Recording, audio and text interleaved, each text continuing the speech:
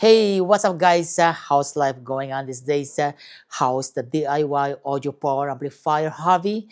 In this video, I'm going to share to you my adventure with my smartphone, the Android phone smartphones running a powerful oscilloscope with the interface of OSC482. It's the virtual oscilloscope from LOTO.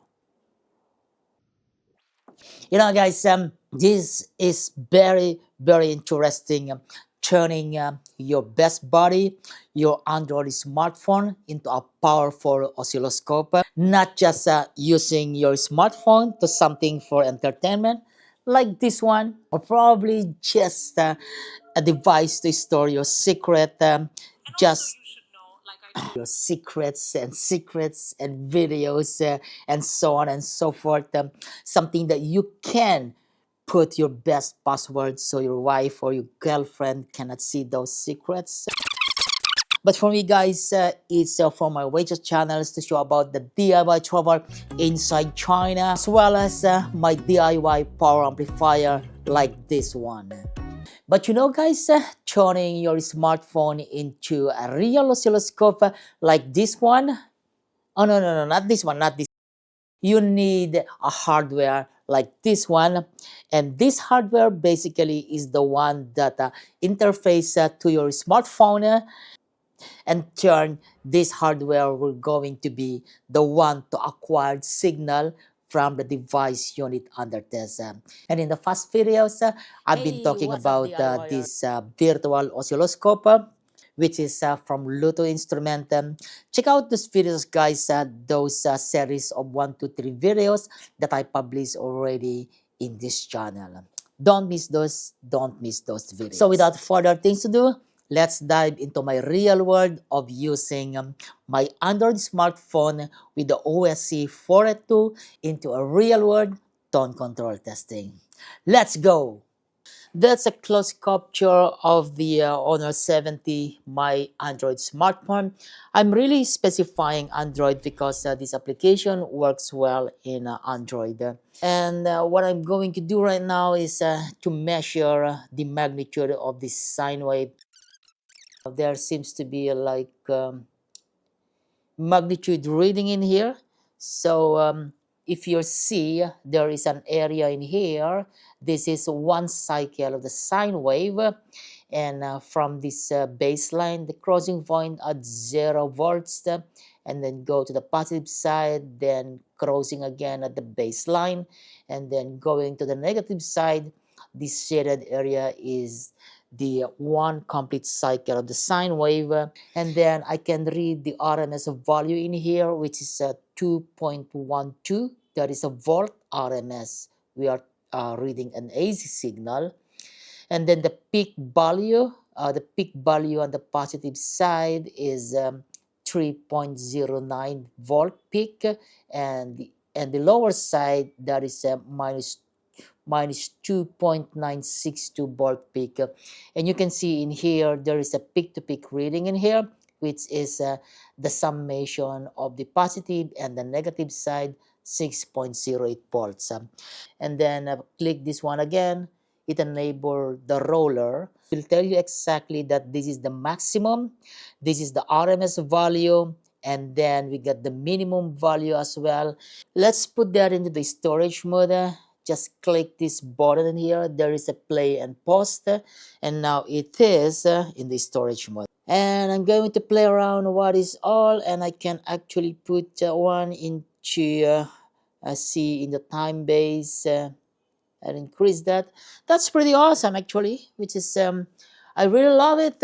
So now I can realize that this roller in here is just completing shading the positive side of the waveform and also shading the negative side of the waveform. I can use my finger to set it according to my best viewing angle.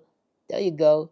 Or you can use this icon in here. There is an icon in here which is just like an eye. Click that one, and there is a vertical in there, and there you go. That gives you a best viewing based on my eye preference.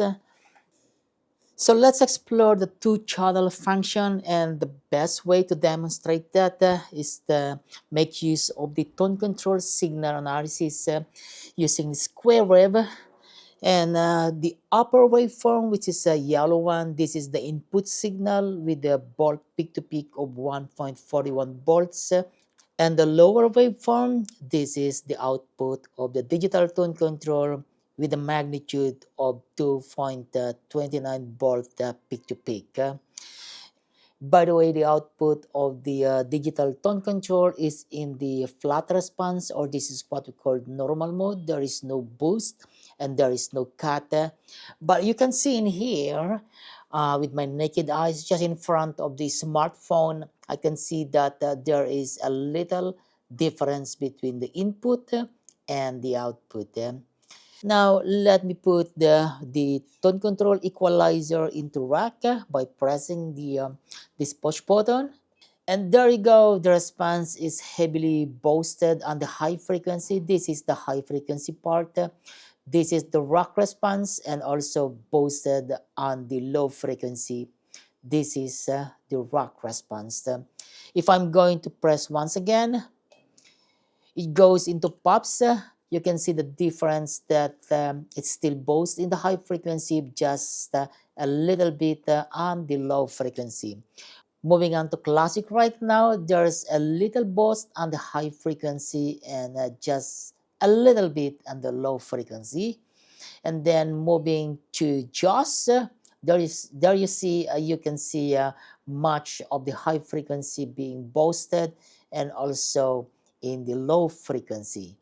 And the final one will gonna be back to normal, wherein there is no boost and there is no cut. Wow, guys, this is easy using my smartphone, turning into oscilloscope with the OSC482. That is the interface hardware, and I can make use of my smartphone, my own smartphone, converted into oscilloscope, and I can understand well what is all about the reading of my digital tone controller. Let's explore more, and we can see right now that the output signal, we can see the RMS value, and we can see also the period.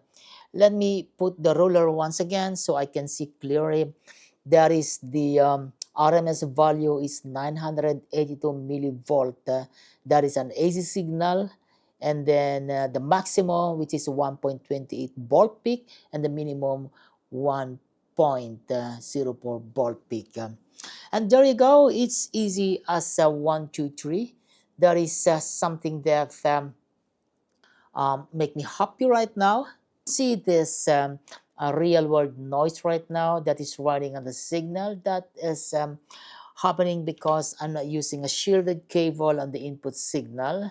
I don't know where can I find my shielded cable right now, but there are actually real stuff in here. If I'm going back to the original signal once again, just have to put that one into storage mode and then press once again. There you go, and I can adjust the vertical. Press that one, and I can adjust this one in here in the menu to be like 400 or maybe 200. And there you go, you have a better viewing on the smartphone. Hey guys, this video is getting longer, and I'm not yet done with exploring all the menus. You probably can see in here there is the trigger, which is I'm not going to do it right now. Let's click this one. This is like sharing to social media. This is my phone, and this is a PDF form. Why not JPG? And then the owner share. I can share it in WeChat. The first one is a WeChat or Bluetooth and a wireless LAN. Maybe I can scroll more. Is there any Facebook in here? Instagram? Not in my phone. And then I'm going to use WeChat for demonstration. And I'm going to select WeChat and complete action using this WeChat in here. There you go. And I'm going to select this person in here and then set it. There you go. It goes into the widget already. Where is the other widget? Back to the previous application. Looking at still this data in here. There is a data, but I can't figure it out right now with just click and navigation. Probably a kind of a setting in here. Setting general here. What is this red one in here? Like a data logger. We get a mat in here, FFT, XY plot, the logger, a PWM, and a digital. Those are controlling the OSC482 oscilloscope. Guys, this is gonna be the end of my shallow demonstration on how to use the Android smartphone using the OSC482 as the acquisition hardware. I hope that it will give you some kind of inspiration if you haven't had your oscilloscope right now and you got this similar Android phone. I believe that even the older one Android phone can able to work. There are several applications that they have that's meeting the old one up to the latest one, and this is really the opportunity to have your own powerful oscilloscope on your wrist, on your smartphone. That means to say right now that I have to say bye for now and see you in the next LOTO oscilloscope adventures with the virtual oscilloscope. Only here on the DR 100 Watt Concept Project, the Class D Power Amplifier Project.